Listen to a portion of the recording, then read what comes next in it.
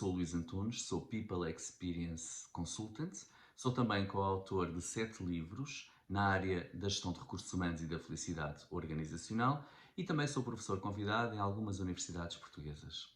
Começo por agradecer ao Cláudio Luvi o convite para fazer parte deste projeto da Pílula do Conhecimento.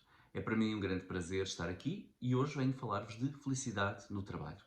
A verdade é que o tema felicidade do trabalho não é um tema assim tão recente, mas também não é muito antigo. Eu interessei-me por este tema durante o meu percurso profissional como People Experience Director na PHC Software, uma empresa de software de gestão, onde fui desafiado a trabalhar e a fazer da PHC a empresa mais feliz de Portugal. Foi um desafio que aceitei desde o primeiro momento e a verdade é que eu tinha a convicção de que o bem-estar, o work-life balance, a produtividade e a felicidade podem caminhar de mãos dadas. Aliás, os próprios estudos também o demonstram. E este foi um trabalho desenvolvido na PHC ao longo de muitos anos, porque não é um trabalho que se faça de repente e no espaço de uns meses ou um ano ou dois. É um trabalho contínuo, é um trabalho bastante grande. E esse trabalho deu resultado. A verdade é que nós partimos da premissa de que a felicidade era uma escolha e que cada pessoa, cada colaborador é que decide ser tão feliz quanto aquilo que quiser ser. Após este trabalho, em 2021, a PHC Software foi considerada a empresa mais feliz em Portugal pelo estudo da Happiness Works, desenvolvido pela Universidade Atlântica e pela consultora Lookup. E a verdade é que os inquéritos internos também assim o demonstram. Elevados níveis de compromisso, de engajamento interno e a empresa, hoje, e desde que começámos a trabalhar a felicidade, tem batido recordes de faturação ano após ano. Hoje podemos dizer que a felicidade é lucrativa. E a verdade é que isto não foi só comprovado por nosso estudo interno, mas também foi comprovado nos Estados Unidos. A Universidade da Califórnia descobriu que uma pessoa feliz produz mais 10% e uma pessoa infeliz produz menos 37%. O que quer dizer que entre uma pessoa infeliz e uma pessoa feliz temos 47%, ou seja, quase 50% de diferença de produtividade. E isto faz toda a diferença. E hoje, de facto, não venho aqui dar-vos nenhuma receita como tornar as vossas empresas mais felizes, mas venho dar-vos 5 dicas. 5 dicas que para mim foram essenciais no trabalho desenvolvido. 5 dicas que podem aplicar nas vossas organizações. E a primeira é cultura organizacional. Trabalhar a cultura deve ser a pedra basilar de qualquer projeto de felicidade e até de qualquer empresa. A cultura organizacional é o início de tudo. E diria que existem 4 fases na cultura organizacional. Primeiro, definir a cultura, ou seja, definir a missão. A missão é o propósito, é aquilo pelo qual a empresa trabalha. Depois, a visão, onde a empresa pretende chegar. E os valores que devem ser entre 3 e 5, de preferência menos do que mais, são aquilo que são o ADN da empresa, ou seja, no fundo, a linha condutora daquilo que é o código de conduta interna, a forma de agir, quase que as regras internas. Depois, o divulgar a cultura. Divulgar a cultura através de uma rede colaborativa, da intranet, dos próprios cartazes nas paredes, através de uma televisão corporativa, no caso da empresa ter essa televisão corporativa, merchandising, newsletters ou notícias. Depois, a terceira etapa é viver a cultura. E viver a cultura é o quê? É que a cultura deve estar presente em todo o ciclo de vida do colaborador, desde o momento em que o atraímos através da nossa marca de empregador, do employer branding, até ao processo de recrutamento, selecionar de acordo com os valores, depois todo o acolhimento e integração ser de acordo com os valores, a avaliação de desempenho deve ter competências que traduzam cada um dos valores que estamos a avaliar e todo o processo de formação até à saída.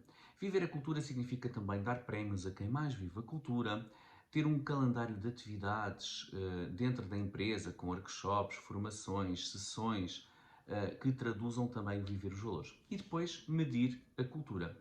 Medir a cultura com questionários de clima organizacional, com uma pergunta aleatória, um happy score, uma pergunta que sai aleatoriamente e pergunta como é que se sentes hoje, como é que sentes qual é o teu nível de felicidade.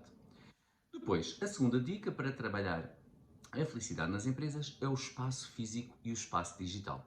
Queiramos ou não, o ambiente de trabalho influencia o nosso estado de espírito. Pelo que aqui devemos ter atenção.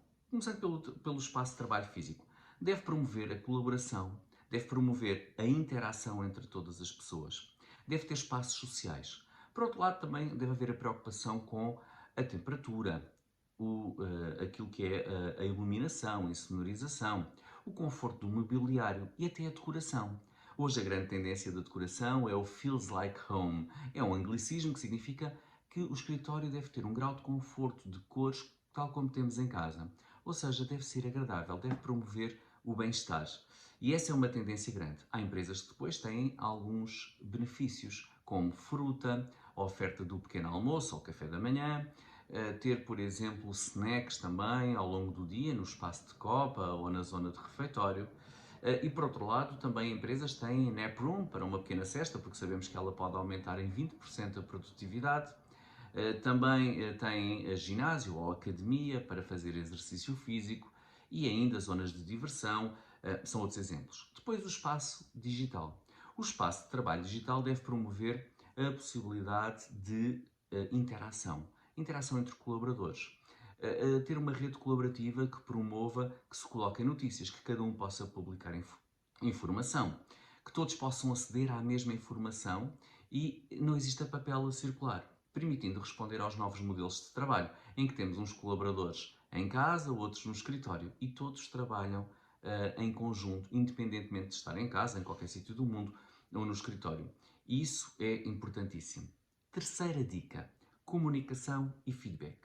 Esta dica é essencial, porque a empresa tem o papel de promover uma boa comunicação entre todos os colaboradores. Não apenas uma comunicação institucional da empresa para os colaboradores, mas também entre todos e entre os líderes. Já falei um pouco das redes colaborativas, como elas são importantes.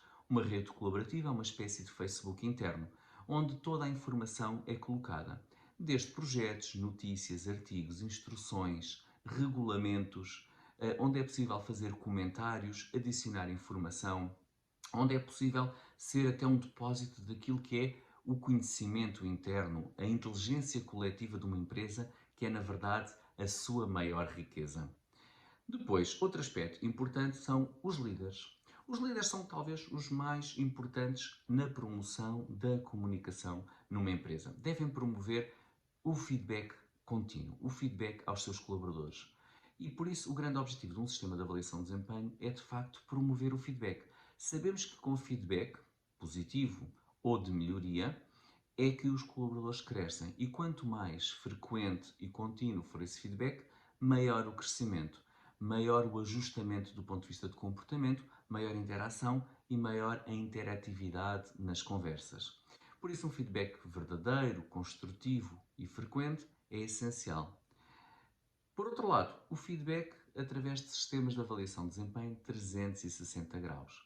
E um sistema de avaliação de desempenho 360 graus é aquele que recolhe feedback do líder, do colaborador que avalia o líder, da avaliação do próprio colaborador e da avaliação entre pares, ou seja, entre colaboradores, entre aqueles que são clientes internos que se avaliam uns aos outros.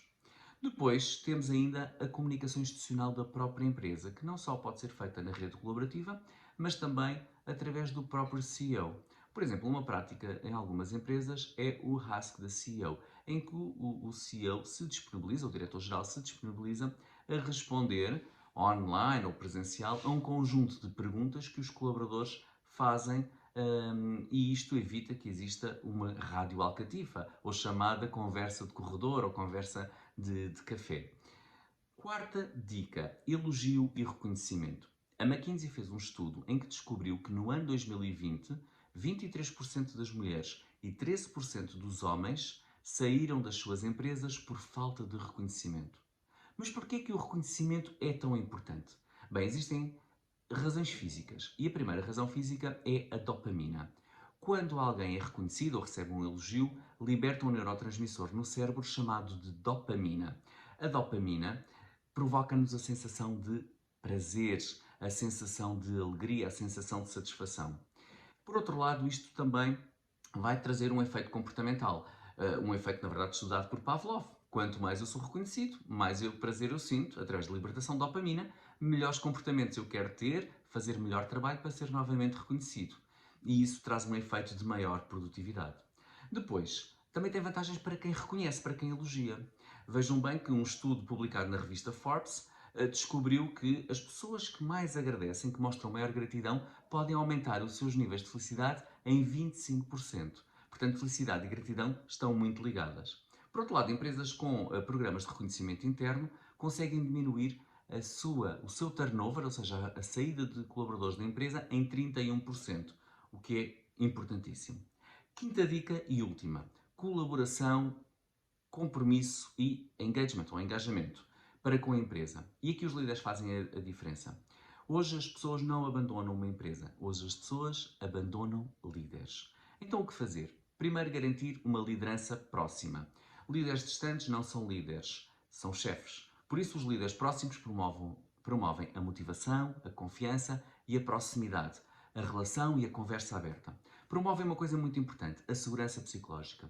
A segurança psicológica foi estudada pela Google. De entre 250 atributos, foi desenvolvido um projeto que procurou estudar qual era o fator que fazia a diferença nas equipas mais eficientes, mais produtivas e inovadoras. E foi a segurança psicológica. A segurança psicológica é a crença partilhada por todos de que é possível tomar riscos, ou seja, onde não há problema em expor o seu ponto de vista, em criticar, dizer que não se concorda, errar e tentar de novo. E isto é segurança psicológica e faz toda a diferença porque traz um espaço de trabalho seguro e saudável.